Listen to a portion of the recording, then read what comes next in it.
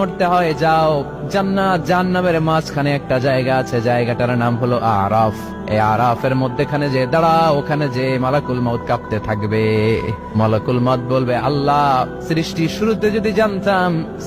শুরুতে যদি জানতাম সবাইকে মৃত্যুদান করার পরে, রূহ কবজ করার পরে আমাকেও মরতে হবে, তাহলে এই কঠিন দায়িত্বের ব্যাপারে আপনার কাছে ক্ষমা চাইতাম।